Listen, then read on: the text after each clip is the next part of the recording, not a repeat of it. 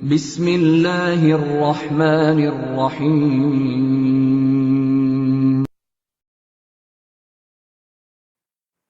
إن الحمد لله نحمده ونستعينه ونستغفره ونعوذ بالله من شرور أنفسنا وسيئات أعمالنا من يهده الله فلا مضل له ومن يضلل فلا هادي له وأشهد أن لا إله إلا الله وحده لا شريك له وأشهد أن محمدا عبده ورسوله أما بعد فإن خير الحديث كتاب الله وخير الهدي هدي محمد صلى الله عليه وسلم وشر الأمور محدثاتها وكل محدثة بدعة وكل بدعة ضلالة وكل ضلالة في النار وقد قال الله تبارك وتعالى في كلامه المجيد فأعوذ بالله من الشيطان الرجيم من همزه ونفثه ونفخه بسم الله الرحمن الرحيم يا أيها الناس اتقوا ربكم الذي خلقكم من نفس واحدة وخلق منها زوجها وبث منهما رجالا كثيرا ونساء واتقوا الله الذي تساءلون به والأرحام إن الله كان عليكم رقيبا يا أيها الذين آمنوا اتقوا الله حق تقاته ولا تموتن إلا وأنتم مسلمون يا أيها الذين آمنوا اتقوا الله وقولوا قولا سديدا يصلح لكم أعمالكم ويغفر لكم ذنوبكم ومن يطع الله ورسوله فقد فاز فوزا عظيما وقال في موضع آخر أينما تكونوا يدرككم الموت ولو كنتم في بروج مشيدة மதிப்பிற்குரிய அல்லாஹ்வுடைய நல்லடியார்களே, அருமை சகோதர சகோதரிகளே, அல்லாஹ்வுடைய சாந்தியும் சமாதானமும் நபிகள் நாயகம் ஸல்லல்லாஹு அலைஹி வஸல்லம் அவர்கள் மீதும் அவர்களுடைய உத்தம தோழர்கள் மீதும் ஏனைய நபிமார்கள் மீதும் நல்லடியார்கள், இமாம்கள், மூத்த மார்க்க அறிஞர்கள்,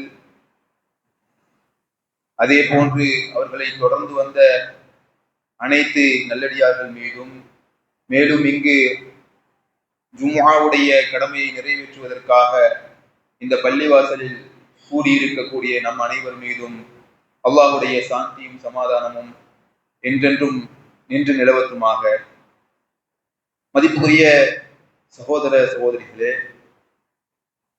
அல்லாஹ் சுப்ஹானஹு வ தஆலா இங்கு நம்மை படைத்தது எதற்காக என்று கேட்டால், அல்லதி خلقல் மௌத வல் ஹயாத லியப்லுவக்கும் அய்யுக்கும் அஹ்ஸனு அமலா, உங்களுக்கான வாழ்க்கையையும் மரணத்தையும் அல்லாஹ் எதற்காக படைத்திருக்கிறான் என்றால், உங்களில் எவர் அழகான அமல் செய்கிறார், அழகான முறையில் அல்லாஹ்வை வணங்குகிறார் என்பதை சோதிப்பதற்காக அல்லாஹு தஆலா வாழ்க்கையையும் மரணத்தையும் படைத்திருக்கிறான். ஆக நாம் அனைவரும் என்றோ ஒரு நாள் மரணிக்கத்தான் போகிறோம். யாருக்கும் இந்த உலகத்தில் நிலையாக வாழக்கூடிய வாழ்க்கை கிடையாது. ஏன்? அல்லாஹுக்கு இந்த உலகத்திலேயே மனிதர்களில் மிகவும் பிடித்தவர்களான, மிகவும் விருப்பத்திற்குரிய தன்னுடைய இறுதி நபி அல்லாஹுடைய தூதர் ஸல்லல்லாஹு அலைஹி வஸல்லம் அவர்களும் இந்த உலகத்தை விட்டு சென்றார்கள். ஆக இப்படிப்பட்ட மரணத்தை அல்லாஹு தஆலா அனைவருக்கும் வைத்திருக்கிறான். இதை அல்லாஹ் எத்தனையோ இடங்களில் குர்ஆனில் சொல்லி காட்டுகிறான். அல்லாஹ் கூறுகிறான், குல்லு நஃப்ஸின் ذائقத்துல் மௌத், ஒவ்வொரு ஆத்மாவும் மரணத்தை சுவைத்தே தீரும். வைன்னமா துவஃபௌன உஜூரக்கும் யௌமல் கியாமah, உங்களுடைய கூலிகள் எல்லாம் மறுமை நாளில் தான் உங்களுக்கு முழுமையாக கொடுக்கப்படும். அதே போன்று அல்லாஹ் இன்னொரு இடத்தில் கூறுகிறான், மரணத்திலிருந்து எவருமே தப்பிக்க முடியாது என்பதை சுட்டிக்காட்டும் விதமாக ஐனமா தகூனு யுத்ரிக்குமுல் மௌத், நீங்கள் எங்கிருந்தாலும் உங்களை மரணம் வந்தடையும். உலவு குந்தும் ஃபீ புரூஜி முஷையதா, கட்டப்பட்ட கோட்டைகளில், அதாவது உறுதியான கோட்டைகளில் நீங்கள் இருந்தாலும் உங்களை மரணம் வந்தடைந்தே தீரும் என்பதாக அல்லாஹு தஆலா தன் திருமறையிலே கூறி காட்டுகிறான். மதிப்பிற்குரியவர்களே, நாம் இந்த மரணத்திற்கு தயாரிப்புகளை செய்யக்கூடியவர்களாக, இந்த மரணத்திற்கு ஆயத்தங்களை செய்யக்கூடியவர்களாக நாம் எப்பொழுதும் இருக்க வேண்டும். மதிப்பிற்குரியவர்களே, அல்லாஹு சுப்ஹானஹு வ தஆலா நம்மை எச்சரிக்கை செய்கிறான். யா அய்யுஹல்லதீன ஆமனூ, ஈமான் கொண்டவர்களே, நீங்கள் அல்லாஹ்வை பயந்து கொள்ளுங்கள். ஒவ்வொரு ஆத்மாவும் தான் நாளைக்காக எதை சேமித்து வைத்திருக்கிறது என்பதை பார்த்துக் கொள்ளட்டும். நாளை என்றால் இந்த இடத்துல அல்லாஹு தஆலா மரணத்திற்கு பிறகு உள்ள ஒவ்வொரு மனிதனுடைய வாழ்க்கையையும் சொல்லுகிறான். மரணத்திற்கு பிறகு ஒவ்வொரு மனிதனும் எதை சேமித்து வைத்திருக்கிறான் என்பதை அவன் பார்த்துக் கொள்ளட்டும் என்பதாக அல்லாஹு தஆலா சொல்லுகிறான். மதிப்பிற்குரியவர்களே, இந்த உலகத்துல எவ்வளவு பெரிய பதவி படித்தரங்களில் இருந்தாலும், எவ்வளவு பெரிய செல்வந்தனாக ஒரு மனிதன் இருந்தாலும், எவ்வளவு பெரிய அநியாயக்காரனாக ஒரு மனிதன் இருந்தாலும், எவ்வளவு பெரிய நல்லவராக ஒரு மனிதர் அல்லாஹ்விற்கு பிடித்தவராக வாழ்ந்தாலும் கூட அவர் அனைவருமே என்ன செய்ய வேண்டும்? இந்த உலகத்திலிருந்து ஒரு நாள் செல்லத்தான் வேண்டும். நாம் பார்க்கிறோம், ஃபிரௌன் எப்படிப்பட்ட அநியாயக்காரனாக, எப்படிப்பட்ட கொடுங்கோலனாக இருந்தான். அவனை அல்லாஹு தஆலா அந்த மக்களுக்கு முன்னாலேயே அவனை நீரில் மூழ்கடித்து சாகடித்தான். அல்லாஹு தஆலா ஃபிரௌனை நீரில் மூழ்கடித்து அவன் கொல்லப்படுவதை, அவன் இறப்பதை அந்த மக்கள் பார்த்தார்கள், பனு இஸ்ரவேலர்கள். அவன் என்ன சொல்லிக் கொண்டிருந்தான்?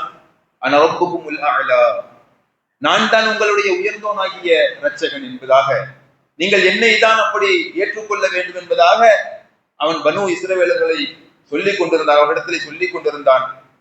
மதிப்பிற்குரியவர்களே, பனு இஸ்ரவேலருடைய ஆண் குழந்தைகள் அனைத்தையுமே கொலை செய்தவன், ஆண் குழந்தைகளை கொலை செய்யக்கூடியவன், பெண் குழந்தைகளை விட்டுவிடக்கூடியவனாக இருந்தான்.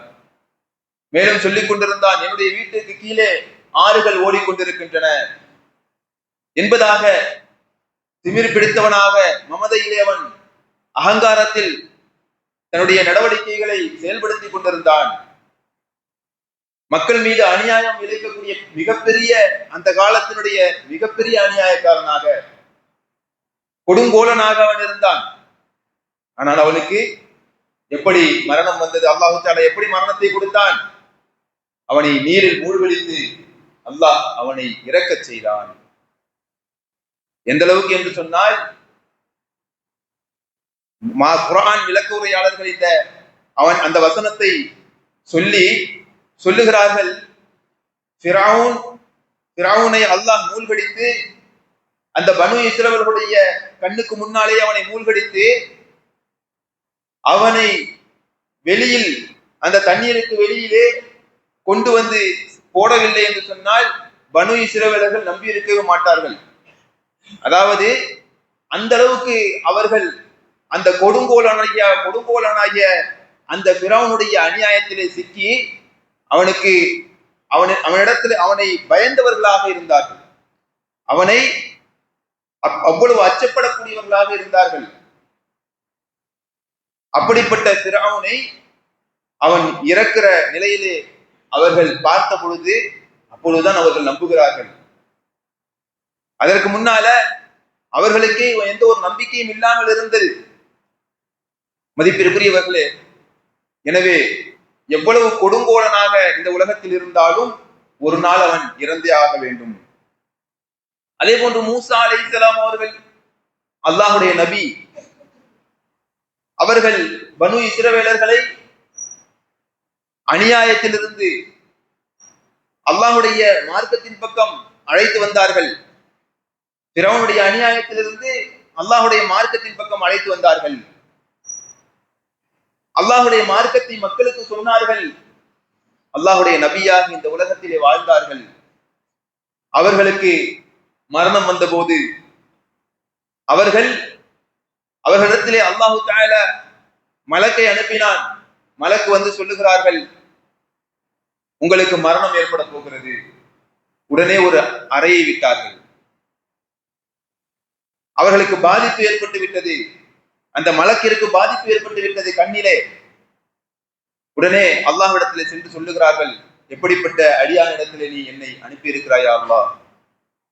பிறகு மீண்டும் அல்லாஹு தஆலா சொல்லி அனுப்பினான், அவர்களிடத்திலே கேளுங்கள், இன்னும் எவ்வளவு நாள் நீங்கள் வாழப் போகிறீர்கள்? அப்ப அல்லாஹு தஆலா அவர்களுக்கு ஒரு அவகாசம் கொடுக்கிறான்.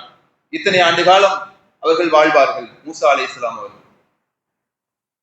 ஆனால் அதற்கு பிறகு உங்களுக்கு மரணம் வரும் என்று அல்லாஹு தஆலா சொல்லுகிறான். மூசா அலைஹிஸ்ஸலாம் அவர்கள் இறந்தார்கள் இந்த உலகத்திலிருந்து. ஆக என்னதான் நல்லவர்களாக இருந்தாலும் சரி, எவ்வளவு பெரிய அநியாயக்காரனாக இருந்தாலும் சரி, அனைவருக்கும் இந்த உலகத்திலிருந்து போக வேண்டிய ஒரு நாள் இருக்கிறது. மதிப்பிற்குரியவர்களே, நபி ஸல்லல்லாஹு அலைஹி வஸல்லம் அவர்கள் மரணப்படுக்கையில் இருக்கும்போது சொல்றாங்க, இன்னலில் மௌதி சக்கராத், மரணத்திற்கு வேதனைகள் இருக்கின்றன, மரணத்திற்கு சக்கராத்துகள் இருக்கின்றன என்பதாக அவர்கள் அனுபவித்துக் கொண்டு சொல்றாங்க. மரணத்தை நபி ஸல்லல்லாஹு அலைஹி வஸல்லம் அவர்கள் சுவைத்திருக்கிறார்கள் என்பதை நாம் பார்க்க முடிகிறது. அப்படியானால் இந்த மரணத்திற்காக நாம் ஆயுத்தங்களை செய்ய வேண்டும். இந்த மரணத்திற்காக தயாராகக்கூடியவர்களாக நாம் இருக்க வேண்டும். மதிப்பிற்குரியவர்களே, ஒரு முஃமின் உண்மையிலேயே எப்படி நம்ப வேண்டும்? இந்த உலக வாழ்க்கை உண்மை அல்ல, இந்த உலக வாழ்க்கை உண்மை கிடையாது. மாறாக வாழ்க்கை எப்பொழுது ஒரு மனிதனுக்கு தொடங்குகிறது என்று சொன்னால், அவன் மரணித்த பிறகுதான் உண்மையான வாழ்க்கை தொடங்குகிறது. எனவே நாம் மரணத்திற்காக தயார் செய்யக்கூடியவர்களாக, மரணத்திற்காக ஆயத்தமாக கூடியவர்களாக நாம் எல்லாம் இருக்க வேண்டும். மதிப்பிற்குரியவர்களே, மரணத்திற்கு நாம் ஆயத்தமாக வேண்டும் என்று சொன்னால் சில காரியங்களை நாம் செய்ய வேண்டும். நம்முடைய மரணம் இன்னும் சற்று நேரத்திலே வரவிருக்கிறது என்று சொன்னால் அல்லாஹ் பாதுகாக்க வேண்டும். நம்மை அல்லாஹு தஆலா அவனுக்கு கட்டுப்பட்டவர்களாக, அவனுடைய விருப்பத்திற்குரியவர்களாக கொண்டு செல்வானாக. ஆமீன்.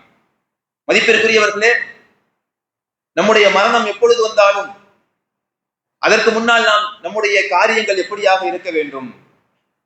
அந்த காரியங்கள் என்னென்ன? அதுல முதல் காரியம், நாம் அல்லாஹ் இடத்திலே பாவம் செய்ய வேண்டும், பாவ மன்னிப்பு கோர வேண்டும். அல்லாஹ் இடத்துல அனுதினமும் நமக்கு எப்பொழுதெல்லாம் நேரம் கிடைக்கிறதோ அப்பொழுதெல்லாம் அல்லாஹ் இடத்திலே தௌபா செய்தவர்களாக நாம் இருக்க வேண்டும். அல்லாஹு தஆலா தன் திருமறையிலே கூறுகிறான், யா அய்யுஹல்லதீன ஆமனூ தூபு இலல்லாஹி ஜமீஅன் அய்யுஹல் முஃமினூன், தூபு இலல்லாஹி ஜமீஅன் அய்யுஹல் முஃமினூன். ஈமான் கொண்டவர்களே, இறை நம்பிக்கையாளர்களே, நீங்கள் அல்லாஹ் இடத்துல அனைவரும் என்ன செய்யுங்க? அனைவரும் பாவ மன்னிப்பு தேடுங்கள். அல்லாஹ்வுடைய தூதர் ஸல்லல்லாஹு அலைஹி வஸல்லம் அவர்கள் அவர்களுடைய வாழ்க்கையில பாருங்க, ஒவ்வொரு நாளிலும் அவர்கள் எப்படி அல்லாஹ்விடத்திலே பாவ மன்னிப்பு கோரக்கூடியவர்களாக இருந்தார்கள் என்று சொன்னால், அல்லாஹ்வுடைய தூதர் ஸல்லல்லாஹு அலைஹி வஸல்லம் சொல்றாங்க, நான் ஒரு நாளைக்கு 70 தடவை அல்லாஹ்விடத்திலே பாவ மன்னிப்பு கோருகிறேன், 70 தடவை என்னுடைய பாவ மன்னிப்பை அல்லாஹ்விடத்திலே கேட்கிறேன் என்பதாக. மதிப்பிற்குரியவர்களே, அல்லாஹ்வுடைய தூதர் எப்படிப்பட்டவர்கள்? முன்பின் பாவங்கள் மன்னிக்கப்பட்டவர்கள், முன்னால் உள்ள முன்பின் பாவங்கள் மன்னிக்கப்பட்டவர்கள். மதிப்பிற்குரிய அவர்கள் அல்லாஹ்வுடைய தூதர். அப்படிப்பட்ட நபி ஸல்லல்லாஹு அலைஹி வஸல்லம் அவர்கள் அல்லாஹ்விடத்துல எவ்வளவு முறை ஒரு நாளைக்கு பாவ மன்னிப்பு கோரினார்கள் என்பதை நாம் பார்க்க முடிகிறது. பாவமே இல்லாதவர்கள் நபி ஸல்லல்லாஹு அலைஹி வஸல்லம் அவர்கள். மதிப்பிற்குரியவர்களே, ஆனால் நம்முடைய வாழ்க்கையில எத்தனை பாவங்கள் நாம் செய்துவிட்டு மறந்துவிட்ட எத்தனையோ பாவங்கள் இருக்கின்றன. நாம் செய்துவிட்டு நாம் நினைத்து பார்க்காத எத்தனையோ பாவங்கள் இருக்கின்றன. மதிப்பிற்குரியவர்களே, நாம் பாவம் என்று தெரியாமலேயே செய்து கொள்ளக்கூடிய அப்படிப்பட்ட பாவங்கள் எத்தனையோ இருக்கின்றன. இப்படி பல வகையான பாவங்கள் நம்முடைய வாழ்க்கையில இருக்கும் பொழுது நாம் எந்த அளவுக்கு மரணத்திற்காக தயாராக இருக்கிறோம்? நாம் எந்த அளவுக்கு அல்லாஹ்விடத்தில் இதற்காக பாவ மன்னிப்பு கூறி கொண்டிருக்கிறோம், அனுதினமும் நம்முடைய பாவங்களை எந்த அளவுக்கு கழுவுகிறோம், நாம் சுய பரிசோதனை செய்து பார்க்க வேண்டும். மதிப்பிற்குரியவர்களே, நாம் என்னதான் பாவம் செய்தாலும் பாவத்திலிருந்து மீண்டு தூய்மையான எண்ணத்தோடு நான் இனிமேல் இந்த பாவங்களின் பக்கம் செல்லவே மாட்டேன் என்ற உறுதியான எண்ணத்தோடு அல்லாஹ்விடத்துல ஒரு முஃமின் தௌபா செய்தாரேயானால் அவருடைய தௌபாவை அல்லாஹ் ஏற்றுக்கொள்ளுகிறான். நபி ஸல்லல்லாஹு அலைஹி வஸல்லம் அவர்கள் கூறினார்கள், அத்தாயிபு மினத் தம்பி கமல்லா தம்பலஹு. எவர் தன்னுடைய பாவத்திலிருந்து அல்லாஹ்விடத்திலே பாவ மன்னிப்பு கேட்கக்கூடியவராக இருக்கிறாரோ அவர் பாவமே அற்றவராக, பாவமே இல்லாதவராக போன்று ஆகிவிடுகிறார் என்பதாக நபி ஸல்லல்லாஹு அலைஹி வஸல்லம் அவர்கள் கூறினார்கள். மதிப்பிற்குரியவர்களே, எனவே நாம் மரணத்திற்காக தயாராகக்கூடிய காரியங்களில் ஒரு காரியம், நாம் அல்லாஹ்விடத்திலே நம்முடைய பாவங்களை பொறுத்துக் கொள்வதற்கு பாவ மன்னிப்பு தேடிக்கொண்டே இருக்க வேண்டும். அல்லாஹும் அல்லாஹுடைய தூதரும் எத்தனையோ வணக்கங்களை நாம் பாவ மன்னிப்பு தேடக்கூடிய வணக்கங்களாகவே ஆக்கி வைத்திருக்கிறான் அல்லாஹு தஆலா. அதனாலதான் நம்ம ஒவ்வொரு தொழுகைக்கு பிறகு நம்ம பார்க்கிறோம், சலாம் கொடுத்ததற்கு பிறகு என்ன சொல்லுகிறோம்? 3 தடவை அஸ்தக்ஃபிருல்லாஹ் அஸ்தக்ஃபிருல்லாஹ் அஸ்தக்ஃபிருல்லாஹ் என்று சொல்லுகிறோம். யா அல்லாஹ், நான் அல்லாஹ்விடத்திலே பாதுகாப்பு தேடுகிறேன், நான் அல்லாஹ்விடத்திலே பாவ மன்னிப்பு தேடுகிறேன், நான் அல்லாஹ்விடத்திலே பாவ மன்னிப்பு தேடுகிறேன், நான் அல்லாஹ்விடத்திலே பாவ மன்னிப்பு தேடுகிறேன். அஸ்தக்ஃபிருல்லாஹ் என்று சொன்னால் நான் அல்லாஹ்விடத்திலே பாவ மன்னிப்பு தேடுகிறேன். அப்போ எப்படியோ நாம் தொழுகை முடிந்ததற்கு பிறகு நம்முடைய வாயால் இந்த வாசகங்களை சொல்லி விடுகிறோம். அப்படியானால் அல்லாஹு தஆலாவே எப்படி வைத்திருக்கிறான்? நம்முடைய பாவங்களை அல்லாஹ்விடத்திலே மன்னிக்க கோரக்கூடிய அந்த சூழ்நிலையை உருவாக்கி வைத்திருக்கிறான். எனவே நாமும் என்ன செய்ய வேண்டும்? அல்லாஹ்விடத்திலே அதிகமாக பாவ மன்னிப்பு தேடிக்கொண்டே இருக்க வேண்டும். இது நாம் நம்முடைய மரணத்திற்கு தயாராகக்கூடிய ஒரு காரியங்களிலே ஒரு காரியமாகும். நபித்தோழர்கள் எப்படி இருந்தார்கள்? மதிப்பிற்குரியவர்களே, ஒரு நபித்தோழர் ஒரு பாவத்தை செய்து விடுகிறார்கள். அல்லாஹுடைய தூதரிடத்திலே வந்து அந்த பாவத்தை போக்குமாறு கூறுகிறார்கள். அல்லாஹுடைய தூதர் ஸல்லல்லாஹு அலைஹி வஸல்லம் அவர்களுக்கு அதற்கான தண்டனையை கொடுக்கிறார்கள்.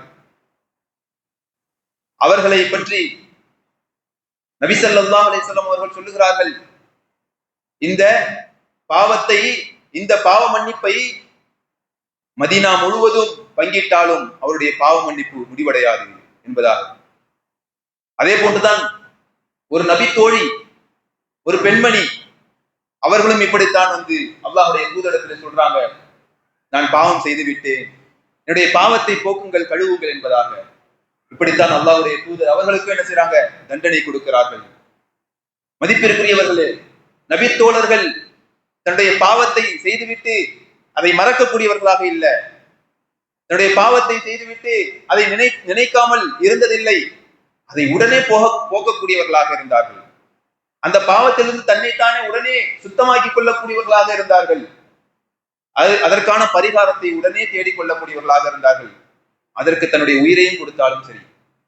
இப்படியாக நபித்தோழர்கள் இருந்தார்கள் என்பதை பார்க்கிறோம்.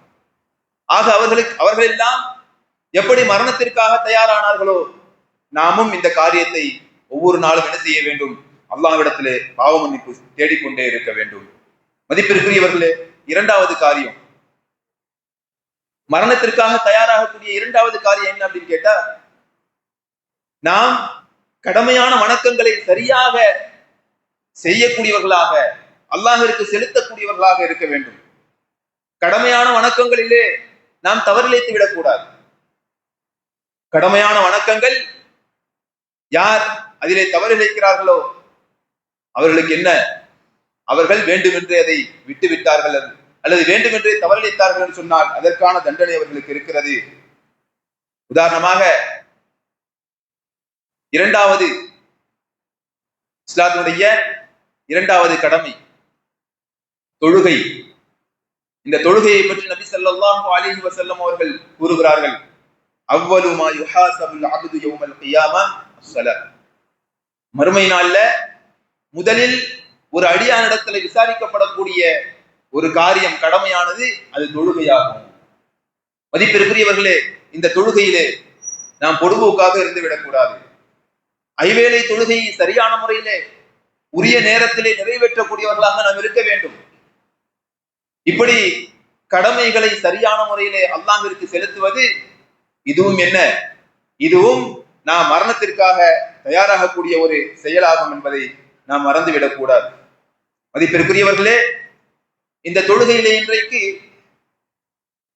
பலர் பொடுபோக்காக அதனுடைய நேரம் தவறி தொழக்கூடியவர்களாக, அல்லது பள்ளிவாசலிலே ஜமாத்து நடந்து கொண்டிருக்கும் போது வீட்டிலே வீணாக பேசிக்கொண்டு தன்னுடைய நேரத்தை கழிக்கக்கூடியவர்களாக இருக்கக்கூடியவர்களை நாம் பார்த்துக் கொண்டிருக்கிறோம்.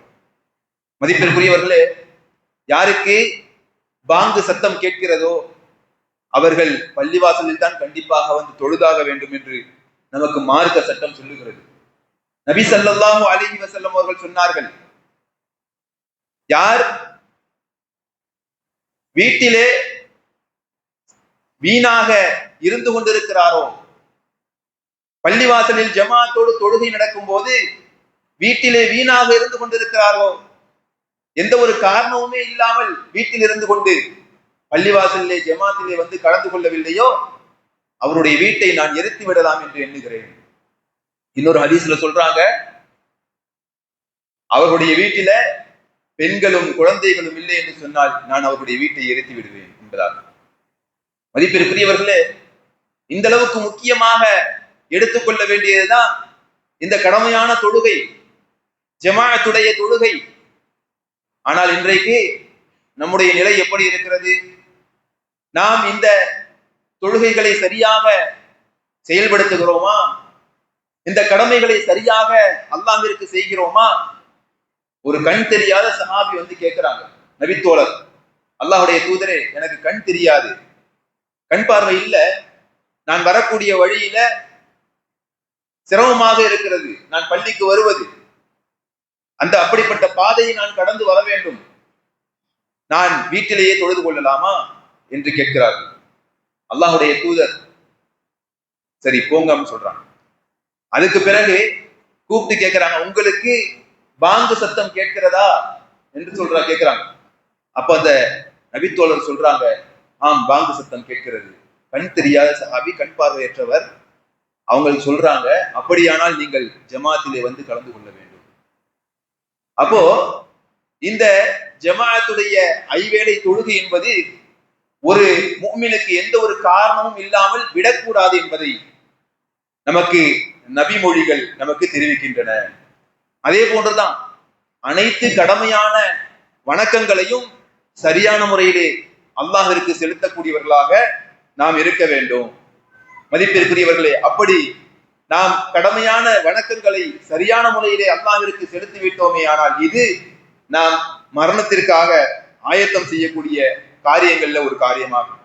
மதிப்பிற்குரியவர்களே, அடுத்ததாக மூன்றாவது காரியத்தை நம்ம பார்க்கிறோம். மூன்றாவது காரியம், மரணத்திற்காக நாம் தயாராகக்கூடிய காரியங்கள்ல ஒண்ணு, அடியார்களுடைய உரிமைகளை நாம் எப்பொழுதுமே கைவிட்டு விடக்கூடாது. அடியார்களுக்கு செலுத்த வேண்டிய கடமைகளை சரியான முறையிலே செலுத்திவிட வேண்டும். மதிப்பிற்குரியவர்களே, அல்லாஹ்வுடைய விஷயத்துல கூட நாம் பாவம் செய்திருந்தால், தவறு செய்திருந்தால் அல்லாஹ்விடத்துல மன்னிப்பு கேட்டு அதற்காக இந்த உலகத்துல அல்லாஹ்விடத்துல மன்னிப்பை பெற்றுக் கொள்வதற்கு வாய்ப்பு இருக்கிறது.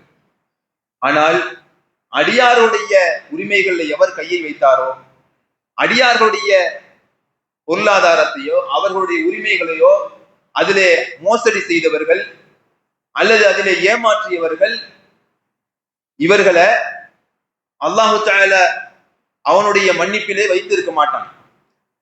அல்லாஹு தஆலா எங்கே விட்டு விடுகிறான் என்றால், அடியார்கள் மன்னித்தால் தான் அல்லாஹ் மன்னிப்பான். யாரு அல்லாஹ் அடியார்களுடைய உரிமைகளிலே விளையாடுகிறார்களோ அவர்களை அடியார்கள், அந்த சொந்தக்காரர்கள், அந்த அடியார்கள் மன்னிக்கும் வரைக்கும் அல்லாஹ்வுடைய மன்னிப்பு கிடைக்காது. அவர்களுக்குரிய தண்டனை மறுமையிலே நிறைவேற்றப்படும். நபி ஸல்லல்லாஹு அலைஹி வஸல்லம் அவர்கள் சொல்லுகிறார்கள், திவாலானவர் யார் என்று நபி தோழர்களிடத்திலே கேட்கிறார்கள். உங்களுக்கு தெரியுமா திவாலானவர் யார்? நபித்தோழர்கள் சொல்லுகிறார்கள், திவாலானவர் என்றால் பொதுவாக யாரிடத்துல திர்ஹமோ தீனாரோ இல்லையோ அவர்தான் திவாலானவர். அப்ப அல்லாஹ்வுடைய தூதர் ஸல்லல்லாஹு அலைஹி வஸல்லம் அவர்கள் சொல்றாங்க, என்னுடைய சமுதாயத்துல உண்மையிலேயே திவாலானவர் யார் என்று கேட்டால், யார் மறுமையில ஒரு மனிதர் கொண்டு வரப்படுவார். அந்த மனிதரை அவர் நிறைய நன்மைகளோடு அங்கே வருவார். நன்மைகளை சுமந்து கொண்டு நிறைய நன்மைகளை சுமந்து கொண்டு வருவார்.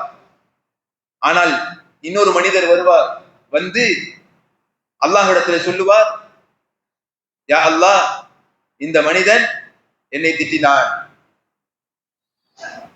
அவர் திட்டிய அந்த மனிதராக அவர் இருப்பார். அப்ப அல்லாஹு தஆலா என்ன செய்வான்? சுமந்து கொண்டு வந்தாரே நன்மைகளை, அந்த நன்மைகளை எடுத்து அவருக்கு கொடுத்து விடுவான். யாரை இவர் திட்டினா அவருக்கு கொடுத்து விடுவான். அடுத்ததாக இன்னொரு மனிதர் வருவார். அந்த மனிதனை இவர் அடித்திருப்பார் அல்லது இரத்தத்தை ஓட்டியிருப்பார். இப்படியான அந்த மனிதருக்கு இவருடைய நன்மையை எடுத்து கொடுத்து விடுவான். அதே போன்று இவர் ஒரு மனிதனுடைய செல்வத்தை எடுத்திருப்பார். இப்படியான மனிதருக்கு இவருடைய நன்மையை அல்லாஹ் எடுத்து கொடுத்து விடுவான். இப்படியாக இந்த மனிதன் யார் யாருக்கெல்லாம் அடியார்களுடைய உரிமைகளை பறித்தாரோ, அடியார்களுடைய உரிமைகளிலே விளையாண்டாரோ, அந்த அடியார்களுக்கெல்லாம் அல்லாஹு தஆலா இவருடைய நன்மைகளை எடுத்து கொடுத்து விடுவான். இப்படியாக இவருடைய நன்மைகள் முடிந்துவிடும். மீண்டும் பல பேர் வருவார்கள். இவர் அநியாயம் செய்த பல பேர், அவர்களுக்கு இவர் அநியாயம் செய்தது காரணத்தினால அவர்களுடைய பாவங்களை எடுத்து அல்லாஹ் தஆலா எடுத்து வைப்பான். நன்மைகள் முடிந்து இப்பொழுது பாவங்கள் நிரம்பிக் கொண்டே இருக்கும். இப்படியாக நிரம்பி இறுதியாக அந்த மனிதன் நரகத்திற்கு சென்றுவிடும். அந்த மனிதன் நரகத்தில் போடப்படுவார் என்பதை நாம் பார்க்க முடிகிறது. மதிப்பிற்குரியவர்களே, இது எவ்வளவு மோசமான நிலைமை. ஆக நாம் மரணிப்பதற்கு முன்பாக அனைவரிடத்திலையும் மன்னிப்பு கேட்டுக்கொள்ள வேண்டும். அல்லது அனைவரிடத்திலையும் அவர்களிடத்திலே உரிமைகளை நாம் பறித்திருந்தால் அந்த உரிமையை திருப்பி கொடுத்து விட வேண்டும். இப்படியாக மனிதர்களுக்கு துரோகம் செய்திருந்தால், மனிதர்களுக்கு அநியாயம் செய்திருந்தால் அதற்கான பரிகாரத்தை நாம் செய்து கொள்ள வேண்டும். மதிப்பிற்குரியவர்களே, இதனால தான் அல்லாஹ்வுடைய தூதர் ஸல்லல்லாஹு அலைஹி வஸல்லம் அவர்கள் கூறினார்கள், திர்ஹமோ தீனாரோ இல்லாத அந்த நாளுக்காக உங்களுடைய சகோதரிடத்தில் மன்னிப்பு கேட்டுக் கொள்ளுங்கள். உங்களுடைய சகோதரிடத்தில் நீங்கள் மன்னிப்பு கேட்டுக் கொள்ளுங்கள். இன்றே மன்னிப்பு கேளுங்கள் சொன்னார்கள். நினைத்து பாருங்க, யோசித்து பாருங்க கூடாது, யோசிக்க கூடாது. நான் இவருக்கு செஞ்சிருக்கேனா, இவருக்கு ஏதாவது அநியாயம் செஞ்சிருக்கிறானா, நினைப்பு வந்த நேரத்துல, தெரிந்த நேரத்துல உடனே என்ன செய்யணும்? மன்னிப்பு கேட்டு நம்மை நாமே தூய்மைப்படுத்திக் கொள்ள வேண்டும். மதிப்பிற்குரியவர்களே, சிலர் நினைக்கலாம், 10 ரூபாய் தானே, அல்லது ஒரு சிறிய விஷயம் தானே, இதுக்கு என்ன என்று. மதிப்பிற்குரியவர்களே, அப்படி நினைக்க கூடாது. அல்லாஹ்வுடைய தூதர் ஸல்லல்லாஹு அலைஹி வஸல்லம் அவர்கள் ஒரு விஷயத்தை சொல்றாங்க. ஒரு மனிதன் ஈயை கொண்டு நரகத்திற்கு சென்றான், ஒரு மனிதன் ஈயை கொண்டு சொர்க்கத்திற்கு சென்றான். எப்படி? முன்னொரு காலத்துல ஒரு கூட்டம், ஒரு அநியாயக்கார கூட்டம், அவர்கள் என்ன செஞ்சாங்க? ஒரு மனிதனை கூப்பிட்டு, அல்லாஹ் அல்லாதவருக்காக நீ இந்த ஈயை என்ன செய்ய, அறுத்து பழியிடு என்பதாக. அந்த மனிதன் அவர்களுக்கு பயந்து கொண்டு அறுத்து பழியிட்டு விட்டான். இதனால் நபி ஸல்லல்லாஹு அலைஹி வஸல்லம் அவர்கள் சொன்னார்கள், அவன் நரகத்திற்கு சென்றான். அதே போன்று இன்னொரு மனிதனை அழைத்து அவர்கள் சொன்னார்கள், அல்லாஹ் அல்லாதவர்களுக்காக அல்லாஹுக்கு இணை வைத்து இந்த ஈயை நீ பழியிடு என்பதாக. அவர் மறுத்து விட்டார்.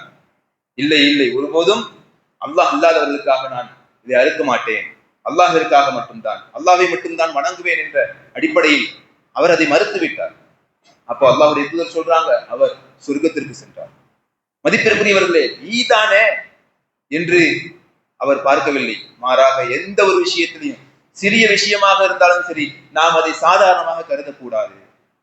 சிறிய பாவமாக இருந்தாலும் அதை சாதாரணமாக கருதக்கூடாது என்பதாக நாம் தெரிந்து கொள்ள முடிகிறது. எனவே மதிப்பிற்குரியவர்களே, நாம் மரணத்திற்காக ஆயத்தமாக கூடிய காரியங்கள்ல ஒன்று என்னவென்றால், நாம் அடியார்களிடத்திலே ஏதாவது அநியாயம் செய்திருந்தால் அந்த பாவங்களை நாம் சுத்தம் செய்ய வேண்டும், நம்மை விட்டும் தூய்மைப்படுத்திக் கொள்ள வேண்டும். மதிப்பிற்குரியவர்களே, அடுத்ததாக நான்காவது காரியம், மரணத்திற்கு தயாராக வேண்டிய நான்காவது காரியம் என்னவென்றால், நாம் அதிகமாக மரணத்தை நினைக்கக்கூடியவர்களாக இருக்க வேண்டும், மரணத்தை நினைவு கூறக்கூடியவர்களாக இருக்க வேண்டும். இன்றைக்கு பலர் இறந்து கொண்டிருக்கிறார்கள், நம்முடைய கண்களுக்கு முன்னால் நாம் பார்த்து கொண்டிருக்கிறோம். நான் இந்த உலகத்திலே வாழ்ந்து கொண்டிருக்கிறேன், நடந்து வந்து கொண்டிருக்கிறேன். என்னுடைய மரணம் ஒரு நாள் வருமே, ஒரு நேரத்தில் வருமே, அடுத்த நிமிடத்திலோ அல்லது நாளையோ அல்லது நாளை மறுநாளோ அல்லது ஒரு வருடத்திற்கு பிறகு எப்பவோ என்னுடைய மரணம் வருமே. அப்படி மரணம் என்னிடத்திலே வந்துவிட்டதுன்னு சொன்னால், நான் இந்த உலகத்தை விட்டு சென்று அடுத்த உலகத்தில் இருப்பேன், நிலையான அந்த உலகத்திலே இருப்பேனே. அப்பொழுது என்னுடைய நிலைமை என்னவாகும்? அல்லாஹ்வுடைய தூதர் ஸல்லல்லாஹு அலைஹி வஸல்லம் அவர்கள் கூறினார்கள், இப்படி மரணத்தை நினைவு கூற வேண்டும் என்று கூறினார்கள். உத்குரு ذிக்ர ஹாதிமில் லத்தாத் அக்ஸிரு ذிக்ர ஹாதிமில் லத்தாத். ஆசைகளை உடை தெரியக்கூடிய அந்த மரணத்தை நீங்கள் என்ன அதிகமாக நினைவு கூறுங்கள். ஆசைகளை உடை தெரியக்கூடியது. மதிப்பிற்குரியவர்களே, நம்முடைய மரணத்தை, நாம் மரணிக்கக்கூடிய அந்த நிலைமையை நாம் யோசித்தோம் என்று சொன்னால், நம்முடைய இந்த உலகத்துடைய ஆசைகள் எல்லாம் நீங்கிவிடும். உலகத்துல நாம் அதிகமாக ஆசைப்படுவதெல்லாம், நான் என்ன செய்ய போகிறேன், அதை வைத்து நான் என்ன செய்ய போகிறேன் என்ற எண்ணம் தான் வரும். அப்படிப்பட்ட ஆசைகளை உடை தெரியக்கூடியதுதான் அல்லாஹ்வுடைய தூதர் ஸல்லல்லாஹு அலைஹி வஸல்லம் அவர்கள் சொன்னார்கள், இந்த மரணம், இந்த மரணத்தை நீங்கள் அதிகமாக நினைவு கூறுங்கள்.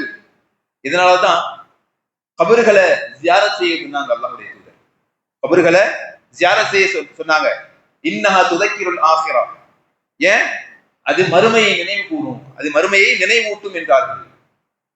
ஆக மதிப்பிற்குரிய சகோதர சகோதரிகளே, நாம் அதிகமாக மரணத்தை நினைவு கூறக்கூடியவர்களாக இருக்க வேண்டும். நபி ஸல்லல்லாஹு அலைஹி வஸல்லம் அவர்கள் இந்த விஷயத்தை தன்னுடைய வாழ்க்கையில எத்தனையோ முறை செய்திருக்கிறார்கள், மரணத்தை நினைவு கூறும் விதமாக. ஒரு நாள் மையவாடியில ஒருவருக்காக குழி தோண்டப்பட்டுக் கொண்டிருக்கிறது. முழுமையாக குழி தோண்டப்படவில்லை. அப்பொழுது அந்த மையத்தை எடுத்து சென்று அங்கே ஒரு இடத்திலே வைத்துவிட்டு நபி ஸல்லல்லாஹு அலைஹி வஸல்லம் அவர்கள் அமர்ந்தார்கள். அவர்களை சுத்தி நபித்தோழர்களும் அமர்ந்திருக்கிறார்கள். அப்பொழுது அல்லாஹ்வுடைய தூதர் ஸல்லல்லாஹு அலைஹி வஸல்லம் அவர்களிடத்துல அவருடைய கண்ணிலிருந்து கண்ணீர் ஊற்றுகிறது. அவர்கள் கண்ணீர் சிந்தியவர்களாக குனிந்திருந்தார்கள். பிறகு நிமிர்ந்து பார்த்து சொன்னார்கள், இஸ்தஈது பில்லாஹி மின், அதாவது நீங்கள் இந்த கபருடைய வாழ்க்கையை அல்லாஹ்விடத்திலே பாதுகாப்பு தேடுங்கள். இந்த கபருடைய வாழ்க்கையில் உள்ள அந்த வேதனைகளை விட்டும் அல்லாஹ்விடத்திலே பாதுகாப்பு தேடுங்கள்.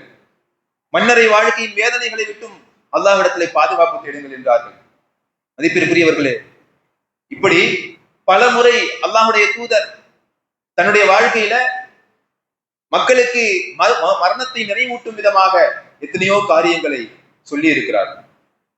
மதிப்பிற்குரியவர்களே, இப்படியாக நம்முடைய மரணத்திற்கு தயாராவது இப்படியாக இருக்க வேண்டும். இந்த காரியங்களை எல்லாம் அன்றாடம் நாம் செய்து கொண்டே இருக்க வேண்டும். அப்படிப்பட்ட நல்ல மக்களாக அல்லாஹ் தஆலா நம் அனைவரையும் ஆக்கி அருள் புரிவானாக. பாரக்கல்லாஹு லீ வ லக்கும் ஃபில் குர்ஆனில் அதீம் வ நஃபஅனா பிமா ஃபீஹி மின ذிக்ரி வல் ஆயாத்தில் ஹகீம் இன்னஹு தஆலா ஜவாதுல் கரீம் வ ரഊஃபுர் ரஹீம் ரப்புல் ஹலீம்.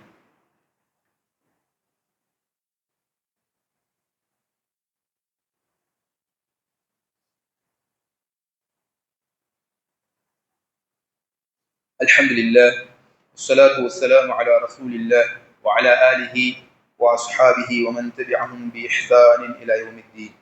أما بعد. மதிப்புக்குரிய சகோதர சகோதரிகளே, நம்முடைய மரணத்தை நினைவு கூறுவது மிகவும் முக்கியமானது. மரணத்திற்காக நம்முடைய தயாரிப்புகளை செய்வது ஒவ்வொரு நாளும் நம்முடைய பொறுப்பாக இருக்கிறது. அதற்கான தயாரிப்புகளுக்கான ஒரு காரியம் என்னவென்றால், அதிகமாக அனுதினமும் நாம் நன்மைகளை அதிகமாக செய்து கொண்டே இருக்க வேண்டும். நான் இதுதான் செய்து விட்டேனே, இதற்கு பிறகு தேவையில்லை என்று நாம் நினைக்க கூடாது. அல்லாஹ்வை வணங்கக்கூடிய வணக்கங்கள், நன்மைகள், நன்மையான செயல்கள் அதிகமாக எவ்வளவு முடிகிறதோ, எவ்வளவு நமக்கு அது வருகிறதோ, நமக்கு முன்னால் அதை செய்து கொண்டே இருக்க வேண்டும். அல்லாஹு தஆலா சொல்லுகிறான், ஃபஸ்தபிகுல் கைராத், நீங்கள் நன்மைகளிலே போட்டி போடுங்கள். நபித்தோழர்களை பார்க்கிறோம்.